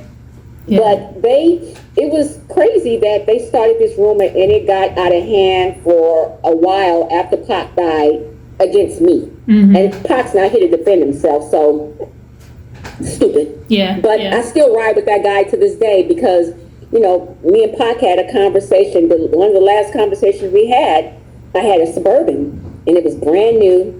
And Pac was laughing. He was like, you got that nigga to buy you another truck, you a G. I was like, yeah. I felt like empowered because Jesus. my team, like, you got that nigga to buy you another truck, nigga, you a G. I'm like, yeah, I am, thank you very much. Because he knows we're not together. Right. And he bought this truck. Right. You earned it though. You did. You turned him into like a country guy. You did. Like, you were taking care of him. You gave him a look. He earned it. And, you know, we're not together, but hey, you still have to, you know, the take care of the lifestyle. cause. Yeah. Is that that was- alimony? Huh? Alimony, child support. I mean, he owed her that. I mean, like I said, she carried him when she was, you know, when he was just not looking a little scrub like, you know what I mean? For many years. I mean, seriously, you guys wouldn't imagine, you know, Daz and I remained friends till like 3 or 4 years ago, and his mother had gotten dementia. Me and his mother were extremely close, and she looked out for me. That woman was a stand-up woman. I mean, even when I had my son, and that's not by Daz, it was by, I went to corporate America at that point. And his mother came out, Daz's mother came out while I was living in Atlanta to help me take care of my son. That was not her biological grandson, but she said, anything you have, I'm always loved because you love my son. You've always been there for my son, and you've never disrespected me. You've always loved on me. Yeah, that's amazing. She was there to the end, even when I was in different relationships. Daz's mother was still there. Yeah. That's awesome. I love hearing that. That's what's killing him too. Yeah. Because all his family They know. want that girl. Because they know that's what's good for you. Right. But you don't have the control. That's what happened. He didn't have it. I mean, you know, probably still doesn't. But his mother knew, and his mother passed away 4 years ago. He dropped her off at my house. She's going through dementia, and he's like, "You got to keep my mom." Wow. And I was still on the ground, you know, because that woman always looked out for me. So it was no mountain high enough for her. Yeah. I might not like your son like that at all, but I love you. Yeah. That's amazing. I love to hear that story. That's great. Yeah. I'm stuck with you because my mama love you. Your mama does love me. Your mama does love me. Yep. Absolutely. And you know who else I was very close to? After Pac died, I became good friends with his sister, Setra. Okay, nice. I remember the last time I talked to Setra, it was the night that Biggie got killed, and me and Daz are living in the house, and Corrupt and Foxy, Corrupt was staying with us at that point, so they were at our house prior to leaving to the party. And we got wind after it happened. Corrupt called. We got calls from everybody that night, but I remember one of the last calls I got, Setra called, and she says, "Hey, sister." I said, "Hey, is that true what happened?" I said, "Yeah, Biggie was killed tonight." She says, "Okay, thank you," and hung up. Wow. And the next time I seen her, we were all in Jamaica in 1997 for Regina King's wedding. Okay. And we kind of this, we were all down there. Jermaine Dupri, the whole Hollywood music industry was down there. We down there for a week celebrating Regina's first wedding, and it was this. We talked about Pac on the beach. It was just amazing. Yeah, Nice. yeah, that's cool. That's someone I would love to talk to. Yeah, But yeah. she doesn't do an interview at all. Yeah, I mean, she's second one, private. because Yeah. she's still reeling from not knowing who exactly did what to her brother. She would never do one, but she doesn't trust people, and I understand. No, I don't blame her. I understand that. Yeah. But hopefully this August we find out what's happened, because Keffi D is supposed to go to trial in August. Yeah. You know what I mean? Yeah. It would be nice, but again, it's not going to ever bring him back. Oh so. no. So do you remember where you were when you heard he was shot and eventually passed? Oh yeah, no, he had that jersey on because Yeah. I made a big old. Me and Reggie battled over that because so anytime there was a fight, right? Shug would always give me tickets to the fight. He would always give me tickets, but that particular fight, I didn't get no tickets, and I thought that was the whole purpose of coming down to Vegas, because I'm going to the fight. Found out hours before I wasn't getting no tickets. Fine. So after it's over with, the fight has taken place. I meet them down at valet parking. People, they're having a conversation, but we don't know what's going on. We don't know. Pac's in that long sleeve shirt. His chain is broken at this point, or it got in the scuffle. It came apart. He's fiddling with that. But we still don't know what's going on, because they're not going to tell us what just happened 15 minutes later. Right. And when he came down, he had on that jersey. And that's when he was on the side of my truck. Everybody's like, he was on the side of the truck, and he was standing on your truck in valet parking looking at, because I had a man's truck. It was drop, lowered, booming sound. Men were fascinated, like, a girl got a Suburban drop on rims with sounds? Right. Yes, I do. So it was just, he was in a better attitude when he came back down. It was something, his mind was on fixing that chain or whatever had happened. And of course we knew now it was a fight. But when he came down, it was time to party at Club 662. That's what we were. Right. That's where our minds were. The party. Yeah. And I have to thank God at this point for Nate Dogg. He wasn't supposed to be down there. His girlfriend had rolled down there with me, and Nate was livid that she had come to Vegas with me to hang out with Pac and Suge and the whole crew, and he hopped on the freeway like a madman to come down there to make sure he was, he was mad. Right. But he ended up, Pac calmed him down, and it turned into a good event. Nate got us out of there. He was like, let's go. Or else we would have been a part of the entourage following him. Nate didn't want to wait. He was like, I don't want to wait for them. They're talking to all these women. Let's go. We'll meet them at the club. And that's the only reason why we weren't in the entourage. Okay. Because Nate said, let's go. Yeah. So you were at the club waiting and they never show up. How did you find out they got shot?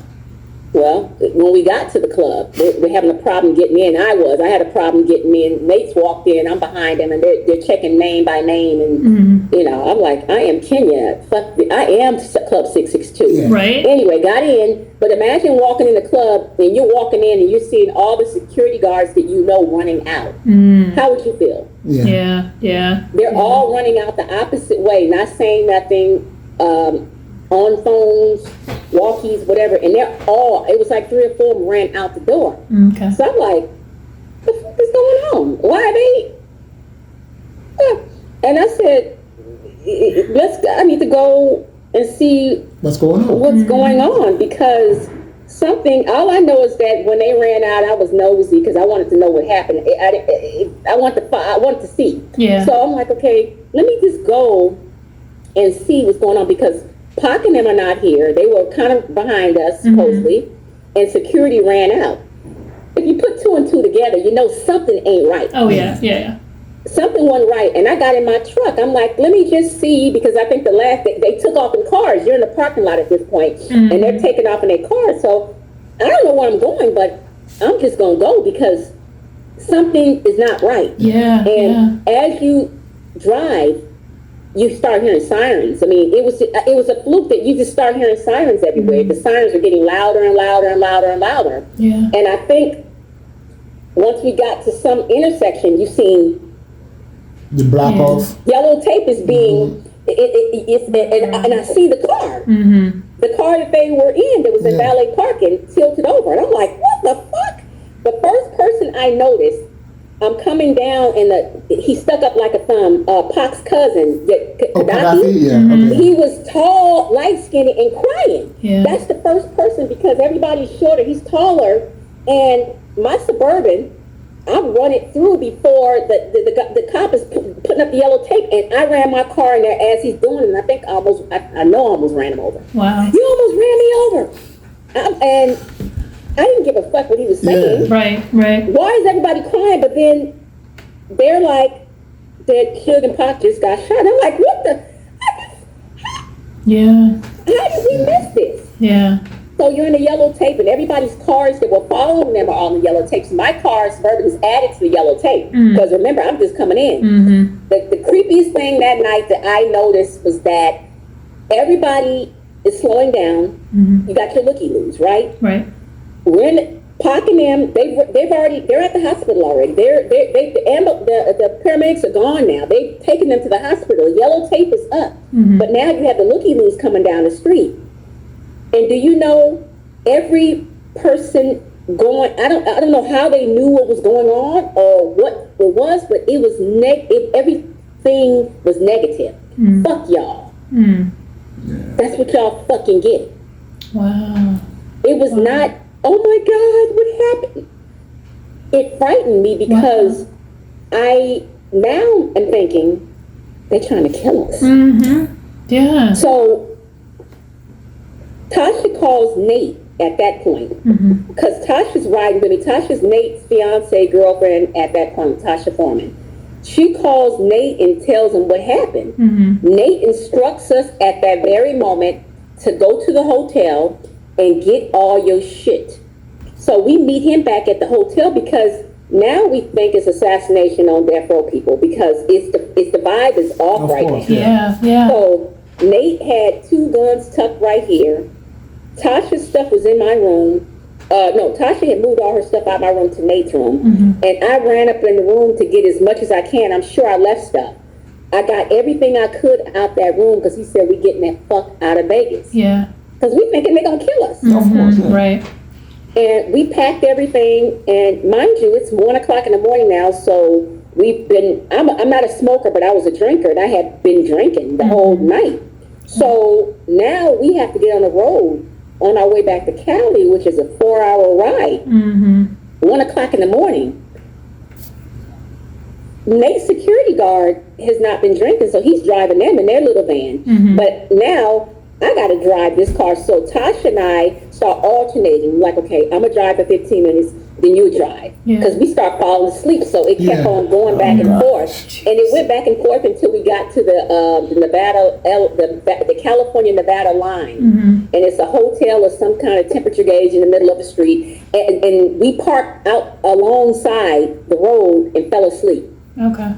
Just to get a couple hours sleep. And Tasha got in the van with Nate because they had one of those vans where it's probably like a sleeper in the back. I fell asleep in my Suburban, and when day broke, when the sun, soon day broke, I took off and headed back home. And once I headed back home, the word is already out there because, in the yellow tape, I always make reference that I called, my 2 calls in that call was Sharitha Knight and my mom. And Daz happened to be at my mom's house. Daz has been on the internet saying, I was at the studio with Snoop. I said, no, you weren't. You were sleeping on my mother's floor. And when my mother started screaming that Pac had got killed, he jumped up and started screaming behind her and ran out the house. Wow. Okay? Stop saying that you were at here. Get the facts straight. Right. My mother's house, because you took out the house screaming. We heard you. I heard you. So, we got back to LA, and then we flew back out. I flew back out to Vegas with Snoop's mom and his aunt. Okay. And Kandata picked us up from the airport in a limo, and we headed straight to the hospital. And here's where it gets crazy. People are always saying, I was at the hospital. I said, well, how did you get through? Because Reggie Wright had every door at the hospital on lockdown. Security guards were at every door. They weren't letting anybody in that hospital because they don't know who did this. Right. So how did you get in again? Yeah. That's what Reggie always says too. Yeah, I mean, he's like. Okay, everybody that I've heard, they always says they were supposed to be in the car with Tupac, and they always say they were in what? They were in the car with him? No, they were supposed to be in the car with Tupac, or they were supposed to be they were in the hospital. They see him shaking the bed No, and stuff. because Suge was driving. Right. So the only person that I thought, I mean, that I questioned, I mean, I didn't know, because I know Arian, his daughter, she was 3 at the time, she got to Vegas at some point, and Sharitha's thing was Arian in the car? That was her question, because Arian would have been with her dad, she's in Vegas. But no, Suge had other plans. He didn't have, the kid wouldn't be in the car at 1 o'clock in the morning. Right. Yeah. But that was her only concern. But how would all these people be in the car with Suge and Suge's car in the back seat? Like, how did you make it there? Yeah. Like, look, they're my friends, right? But I couldn't get in the back seat. Right. Yeah. They're two single men. They don't want no girls in the back seat or dudes. They're homies. They're out. Right. They're partying. What would make, let's say for instance, a Wayne's brother or whatever, what would make you, how did you become so close at that point that you thought you had a seat in the back seat? Right. That's what that's what I was talking about too. I'm not, bro. You had a movie with him in '94, 93 and '94. You haven't seen him since. Yeah. But Suge don't like half of you guys. Exactly. And Right? Yeah. Suge's not letting you in. Like, you have to go through him. And if you're telling me that you and Suge were friends, and maybe that's different. But that wasn't the case. They were in his car. So, sir, you were not about to get in the car. You had not seen him in a long time. You were never allowed to come up to death row. You were not welcome. That welcome card has long been gone. Right. I mean, you know who I think could have been there? Buntry. Buntry. Yeah. It was Buntry and Suge was very close. Maybe he could have Buntry was been there. everywhere. Yeah, that's what I'm saying. But no. Maybe. Buntry was there that night because... No, in the car, in the back seat. Buntry could have been, That's what or I'm saying. security, easy. Yeah. Or Lip Dog could have been there, Buntry, Heron, any of them could have been in the car. Those were all close associates and friends, longtime friends of Suge. And Pac trusted everybody Suge brought around. Right. The Pyrus. So, of course, any of them at any given time could have been in the car. Yeah. I mean, at that moment. Yeah. But they had their own cars. They were playing security guards. Yeah. So... Yeah. Lies. It's so many lies. I'm like, oh my God. I know. I was in Vegas. I showed it to the hospital. I said, no, you didn't. Right. Stop lying. As someone who was there for the whole Death Row thing, what's the biggest misconception about Death Row Record? I tell people they hate on Suge, heavy. I know him and Reggie. I tell him all the time, you guys really love each other. Stop playing. Thank you. Y'all love each other. These are love taps. This is what they do. Because I'm doing friends. I don't listen to nothing because I know beyond the scope that this is just for internet. Them guys, they love each other down the line. It is what it is. But the biggest misconception is that Suge was this mean old greedy guy that didn't take care of anybody, and that's a lie. Because I have to say, all the artists that I've ever been around that came from labels, they never got to live how we lived. They never, the whole entire label, not everybody, I'm talking about women, family, never got to all take over first class and coach on one plane and be at the same hotel and paid for. No label would ever, if your mother needed something, or it was always given. If you had a child, they would go all out for your baby shower and build playgrounds for you. Come on. So, Suge, of course, everybody has their bad parts, right? And everybody could say, we were robbed and stuff. No, I mean, you were taken care of, because I don't see anybody, and please, just say if I'm wrong, I don't see anybody living as good as they were back in them days. I don't see it. At that point, you had Rolls Royces, multiple cars, houses in the hills. Has anybody been living like that since then? I mean, but it's not even that, though. I can tell if you got it. I mean, Dre's been living good. Before Death Row, he was in Malibu, living in Malibu homes. So his producing money has gotten him far. But I'm talking about anybody else. Have they ever been living good as they did in Death Row. Yeah. And they got so many artists too. They never released an album, maybe a couple songs, but they were living lavishly. Yeah. I'm like, there's no way you got studio times 24/7. You live in a penthouse. He give you a car. He give you a phone. He give you everything. Anywhere else, they'll give you wouldn't like a have couple $100,000 and tell you get me an album. Right. And but you know what I mean. Yeah. So Yeah. They never. I mean, I got a platinum plaque of the Dog Pound. I mean, who does that? I Yeah. mean, Suge, if he liked you, he took care of you. Yeah. And you got record labels, they can like you all day long, but they're not gonna take care of you. They're not giving your mama nothing. Your mom won't have a car. It won't. Yeah. That what got me with Suge. After everything is all done, Death Row is done, and this is what opened up my eyes to reality. My mom passed away in 2004. Suddenly, Suge is in jail. Death Row is done.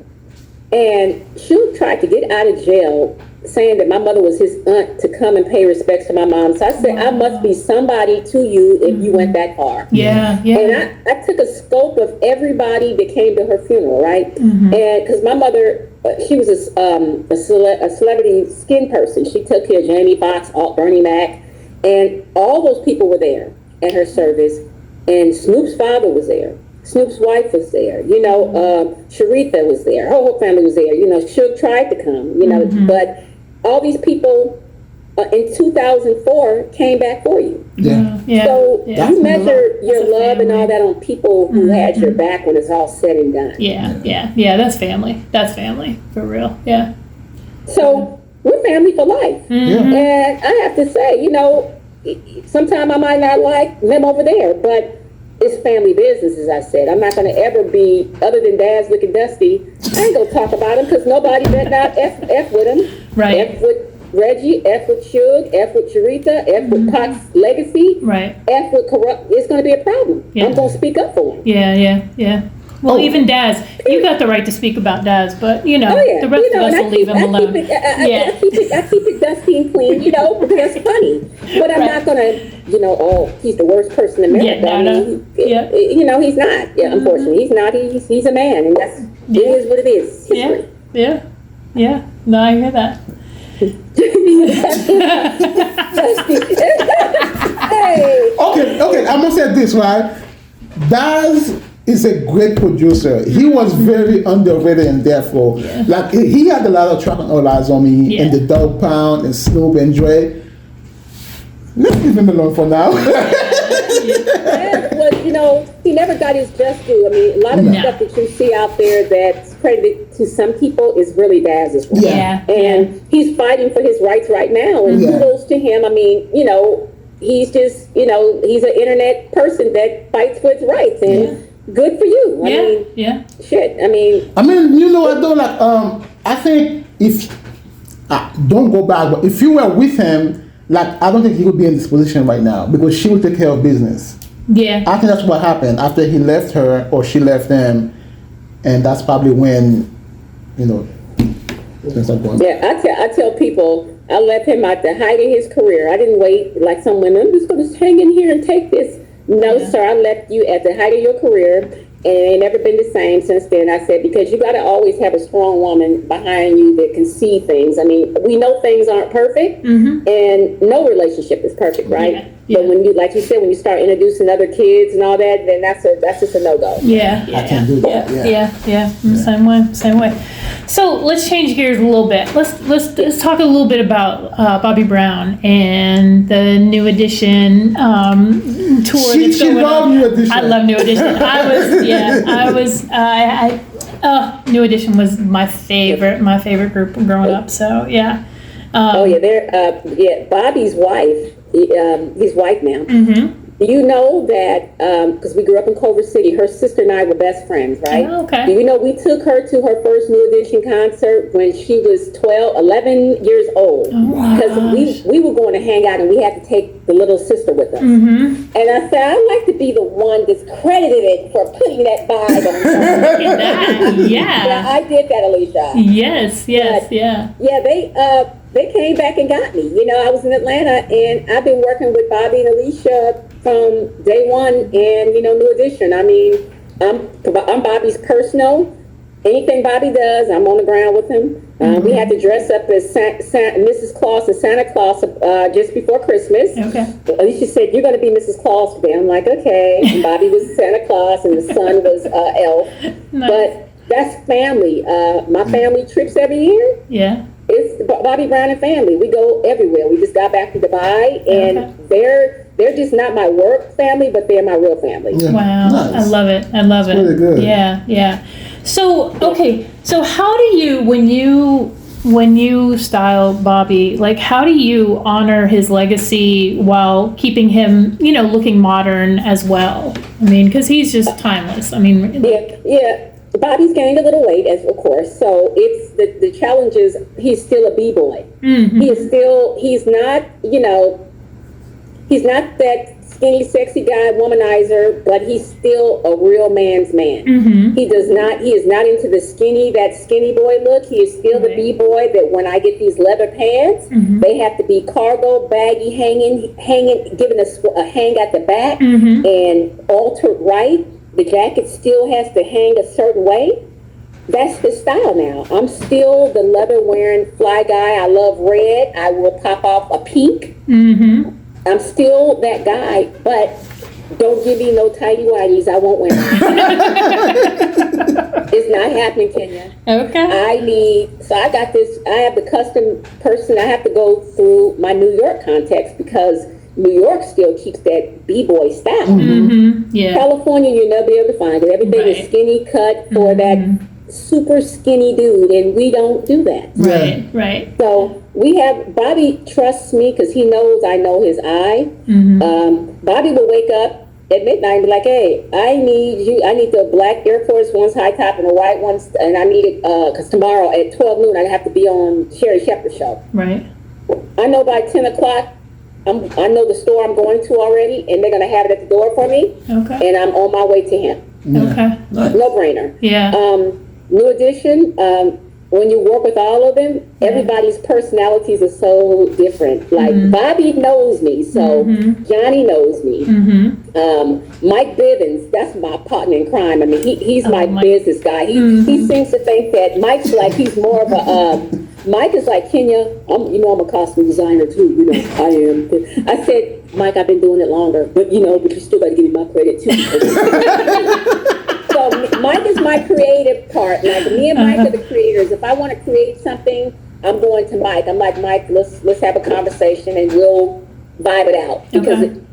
it got to go through Mike." Yeah. I Yeah. look at Mike as the leader of he's the spokesperson Okay. for the group. I see that. Mike is he's still the guy, and BBD, the BBD guys stick together. Everybody. Ralph's quiet. He's in his own world, but he's still the fly guy. Right. Right. Johnny got the voice. Yeah. Yeah. BBD is still selling out concerts, so everybody still is in their world, their epic world. They're still doing amazing. Yeah. And when I'm around them, I forget that I was that candy girl that was in love with them that was mad when Mr. Telephone Man came out and I wasn't the leading girl. I didn't know them, but I should have been the leading girl. Right. Right. You won that I too. love it now. When I see them now, I'm like, Yeah. I don't want to be the leading girl. These are my brothers. I was a girl in Culver City to sing with Mr. Telephone Man, and I was like, she does not look better than me. How did I not get it? So let me tell you how I got my revenge. Okay. Okay. So this is high school. New Edition's coming to early high school. They're coming to 85. Okay. They're coming to LA. So they're telling everybody, you have to wear your red and white and show up to the Fox Hills Mall, and we're going to see the flyest girl up there. Whose crew won the flyest girl? Okay. Nice. Yes. Yes. We did. Yes. Got my New Edition jacket. I still got my 1985 tour jacket. Oh my gosh. And I Oh. finally got it signed. If they finished signing it 4 years ago. It only took a decade for everybody to sign it. Wow. Wow. But That's I was dope, the yeah. original candy girl, and now I'm like, okay, I'm not the candy girl no more. Oh, So- you still are though. You still are. Okay, so like, what's their reaction when you're telling those stories? When I do what? When I tell stories? Yeah, no, what Bobby's reaction when you tell him that story? Bobby just laughs. He's like, oh, that's just okay, whatever. I said, Bobby, you guys are my favorites. He's like, ha, ha, ha, I was your favorite. I said, you are. So when I go to the concerts now, instead of wearing my New Edition jacket, I got my big Bobby Brown jacket with his picture on the back. And he's like, yeah, let him know. Yeah. When we go out of town, I have to rep my Bobby Brown. I have my Bobby Brown hoodie on at the airport. He's like, yeah. He's with, that's my sister. Right. Mine. Oh my gosh. I love Well, it. they're coming to DC. Yeah. And we going because she's a big fan. So Huge fan. I just got my tickets this morning. They just emailed me my tickets because they're going to be at the Forum the 31st. Okay. nice. And we all, the friends and family, we all sit in one area. Yeah. But this particular concert, they won't let me know how it's going to be because they're not rehearsing here, but they're all going to be singing together. You got Tony Braxton, Boyz II Men, and New Edition, and the concert's going to be everybody singing together. Yeah. Yeah. So it's going to be epic. Is this something that's First time ever done, girl. First time ever done. Yeah. Yeah. Yeah. Yeah. You can go watch Bobby. I watch Tony Braxton. That's fine. That's fine. I don't have a problem with that. I mean, I've seen Boyz II every Men one of their too. concerts, Vegas residency. I'm coming. I love Tony. I'm coming to see her outfit. Absolutely. That's my girl. Absolutely. Yeah. Yeah. No, I love Tony Braxton. Tony Yeah. was, Yeah. I mean, she's still gorgeous. Yeah, Tony was, yeah. I love was Tony amazing, Braxton. yes. Yeah. It's gonna be epic. I'm trying to figure out, I'm like, okay, do I have to, I'm sure, I'll be working this week because I don't, if they have any after parties, I'm going to have to, I got his wife, I got her clothing. Good. For the concert. Okay. And the inspiration is Rockstar. That's her Okay. inspiration. That's your so word, man. I put her some Look stuff at you. from another state, so she's Rockstarred out. Right. Because every time I think of the concert, I know her style, and I'm like, we got to go Rockstar because you are the wife and you got to stand out bigger than everybody. Yeah. So Yeah. I got to find something in another state that nobody has and let her stand out. Right. Nice. I love it. I love it. So, okay, you have been working with Bobby and his family like forever. So, what is something about him that the public doesn't know that you just love and keeps you connected all through all these years? Bobby is a homebody. He does not like going anywhere. He Really? likes he likes to Really? sit there and watch TV and chill out. It's like his kids are there and he's so happy just being at home. I wouldn't think And that. watching that. a good movie and Okay. just being there with family, and he loves to cook. He's the best cook.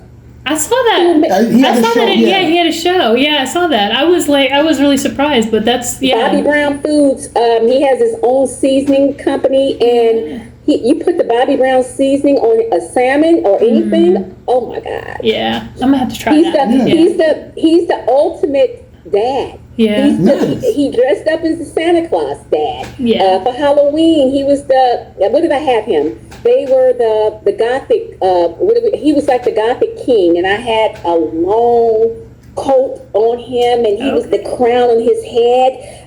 I was like, you're the king. I love it. I love it. So when you see Bobby Brown Prerogative, you see this man that's grown up, and he is a family man now that loves those babies and loves to be home watching a good movie. Because in my mind, to me, Bobby is the party guy. He's like the over the top guy. You know what I mean? Right. Yeah. He is so he when you got to go to some of the best parties in the world right now, you just want to be home relaxing and loving on your family, Yeah. and because he's aside from New Edition, Bobby's on tour by himself half the year. So So when he you was get a gone. moment to just be home, Yeah. he's out on Bobby Brown food tours. They have the Bobby Christina Foundation where we put on a golf tournament every year and a gala. Yeah. And we plan that out. So we're all busy with them all year round. So the moment that Bobby can sit down, he sits down. Yeah. I don't blame No, him. I get it. I I'll get sit it. down Yeah.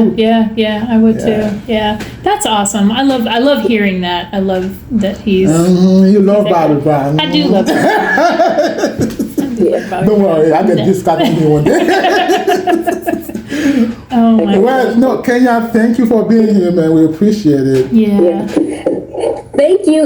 Anytime you need me, I am here. And where are you guys located? Maryland. Maryland, yeah, Baltimore, DC Yeah. area, yeah. You guys got to come down here. I mean, Oh, we will.